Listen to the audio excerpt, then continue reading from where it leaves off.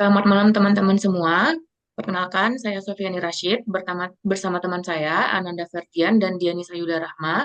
Pada kesempatan kali ini, kami bertiga dari program Teknik Industri Universitas Indonesia dengan mata kuliah riset operasi lanjut akan menjelaskan dua case dengan penyelesaian menggunakan Python eh, import as Gurobi. Untuk yang case pertama, kasus ini menceritakan tentang sebuah generator pembangkit listrik yang terdiri dari 4 jenis yang berbeda, yang tersedia untuk memenuhi kebutuhan listrik harian yang dirangkum dalam tabel yang dipaparkan dalam PDF tersebut. Generator listrik ini dengan tipe yang sama memiliki kapasitas maksimum dan dapat dihubungkan ke jaringan mulai dari output daya minimal tertentu. Generator listrik tersebut memiliki biaya tetap per jam untuk bekerja pada daya minimal dan biaya per jam per megawatt tambahan untuk apapun di luar output minimal. Generator listrik hanya dapat dimulai atau dihentikan pada awal periode waktu. Berbeda dengan memulai, menghentikan pembangkit listrik tidak memerlukan biaya. Setiap saat, generator listrik yang bekerja harus mampu mengatasi peningkatan sebesar 20% dari perkiraan permintaan. Dari beberapa ketentuan tersebut, generator listrik mana yang harus digunakan di setiap periode untuk meminimalkan total biaya harian. Untuk penyelesaian kasus menggunakan Jupiternya akan dijelaskan oleh teman saya oleh Ananda Fitia.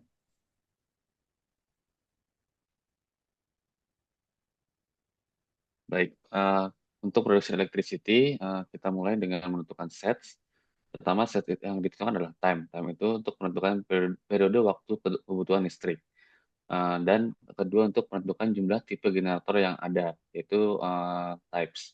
Untuk uh, codingan Python-nya bisa dilihat seperti ini. Lalu untuk parameter, kita menentukan len, yaitu simplifikasi jumlah waktu di masing-masing time. Lalu ada demand, permintaan listrik yang sudah ditambahkan 20% di setiap waktu. Lalu Pmin, yaitu minimum output masing-masing tipe generator. Pmax, maksimal output masing-masing tipe generator. Lalu ada Avail, yaitu jumlah generator yang tersedia di masing-masing tipe. Lalu ada C-start, yaitu cost untuk menyalakan masing-masing tipe generator. Lalu ada Cmin, cost penggunaan masing-masing tipe generator pada output minimum. Lalu ada C-add, yaitu cost penggunaan tambahan output masing-masing di tipe generator di atas output minimum. Untuk Python-nya bisa dilihat seperti ini. Lalu untuk decision variable terdapat 3 decision variable. Pertama ada start, yaitu menentukan jumlah tipe generator yang akan dinyalakan setiap periode waktu dan cost-nya. Lalu ada work, itu menentukan jumlah tipe generator yang akan bekerja setiap periode waktu dan cost-nya. Lalu ada padd, yaitu menentukan penggunaan tambahan output masing-masing tipe generator di atas output minimum setiap waktu dan cost-nya. Untuk Python-nya bisa dilihat seperti ini. Lalu untuk objective function berupa minimize, yaitu menentukan cost produksi harian terendah dengan menjumlahkan start, work, dan padd. Untuk Python-nya bisa dilihat seperti ini. Lalu terakhir ada constraint. Constraint pertama adalah limit additional production. Produksi tambahan padd dari generator pada setiap periode waktu tidak boleh melebihi selisih antara kapasitas maksimum atau Pmax dan kapasitas minimum atau Pmin dikalikan dengan jumlah generator yang bekerja. Lalu constraint kedua ada satisfy electricity demand. Total output dari semua generator, output minimum ditambah produksi tambahan, harus memenuhi atau melebihi kebutuhan listrik demand pada periode waktu tertentu. Lalu constraint ketiga adalah maintain 20% reserve above demand, yaitu total kapasitas maksimum dari semua generator yang bekerja harus setidaknya 20% lebih besar dari kebutuhan listrik untuk periode waktu tertentu. Lalu constraint keempat ada limit generators working. Jumlah generator dari setiap tipe yang bekerja pada setiap periode waktu tidak boleh melebihi jumlah generator yang tersedia.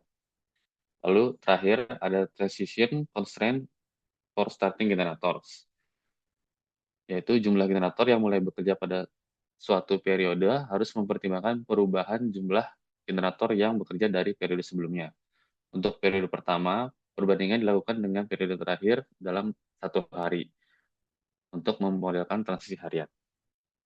Nah, untuk coding Python-nya seperti ini. Setelah didapat semua, bisa dioptimize dengan coding seperti ini, model.optimize, lalu display result, dan hasilnya adalah seperti ini. Optimal total cost sebesar satu juta 465.810 megawatt, dan penggunaan hariannya sesuai tahun periode bisa dilihat seperti ini.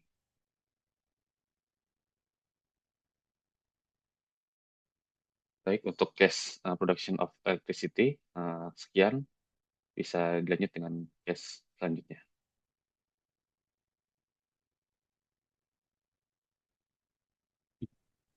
Selanjutnya, untuk yang case 2,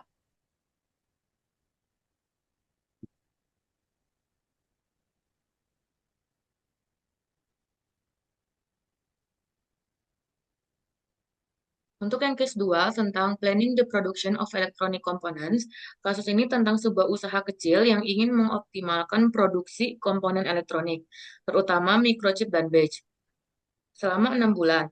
Tujuan utamanya adalah untuk memenuhi permintaan 4 produk dengan tetap meminimalkan biaya yang muncul. Setiap produk memiliki demand bulanan, biaya produksi dan penyimpanan, serta target stok awal dan akhir. Setiap kali produksi naik atau turun, ada biaya tambahan 1 euro per unit untuk kenaikan dan 0,50 euro per unit untuk penurunan. Jadi, perusahaan ini ingin sebisa mungkin menghindari perubahan produksi yang terlalu sering untuk meminimalkan biaya. Rencana produksi ini menggunakan model untuk menghitung jumlah unit yang diproduksi dan disimpan setiap bulan. Batasan-batasan dalam model ini memastikan bahwa permintaan terpenuhi, stok cukup terjaga, dan perubahan produksi diminimalkan. Selain itu, model ini juga menghitung biaya untuk setiap peningkatan atau penurunan produksi sehingga perhitungannya lebih akurat. Untuk penjelasan case menggunakan Jupyter akan dijelaskan oleh Dianisa Yulera. Untuk menyelesaikan kasus ini, kami menggunakan Gurobi Python. Langkah-langkah untuk menyelesaikan kasus ini, yang pertama adalah mendefinisikan sets dan parameter. Dari kasus ini, kita dapat menentukan beberapa sets atau data, yaitu permintaan dari setiap produk, ada 4 produk dalam 6 bulan produksi. Kemudian biaya produksi, biaya penyimpanan, dan initial stocks. Lalu parameter yang didapatkan adalah cost dan stock level, berupa initial stocks, final stocks, storage cost, dan production cost. Dan juga cost untuk perubahan production level. Jika production meningkat, terdapat biaya sebesar 1 euro per unit, dan jika production level berkurang, terdapat biaya 0,5 euro per unit. Langkah selanjutnya adalah buat modelnya di Jupyter menggunakan Gurobi Python. Model ini kami namakan production planning. Lalu, tentukan variabel keputusan yang akan kita buat. Dalam kasus ini, terdapat 4 variabel keputusan, yaitu unit yang diproduksi untuk keempat produk di setiap bulan, dalam waktu 6 bulan, unit yang disimpan di akhir bulan, kemudian perubahan production level, baik itu meningkat maupun menurun. Setelah menentukan decision variable, langkah selanjutnya adalah menentukan constraint untuk menyelesaikan model ini.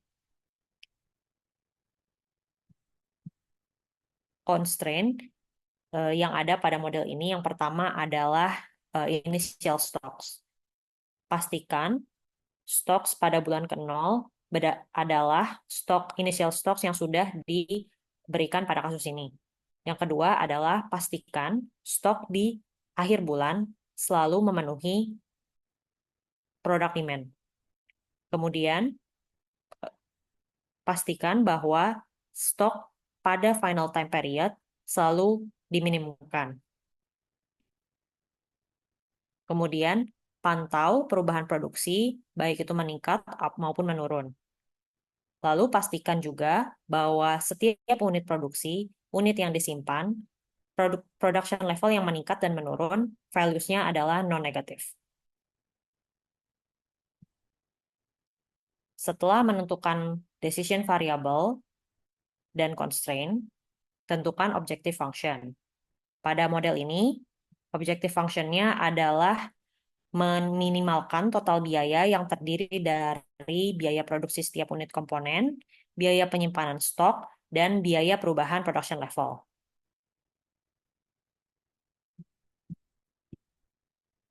Setelah kita tentukan objective function, constraint, dan decision variable-nya, kita dapat menyelesaikan model ini. Berikut adalah hasilnya. Untuk menampilkan hasil yang lebih detail, kita buat script display result. Hasil yang ditampilkan meliputi total biaya yang paling minimal sebesar 684.211 euro. Kemudian jumlah produksi yang harus dilakukan setiap bulan agar permintaan terpenuhi dengan biaya paling minimum. Kemudian stok akhir setiap bulan agar keseimbangan stok tetap terjaga. Lalu perubahan produksi dari bulan ke bulan untuk menghitung biaya tambahan production level dan juga total produksi per bulan dari setiap produk. Sekian dari case C4. Sekian yang dapat kami sampaikan. Terima kasih untuk perhatiannya dan selamat malam.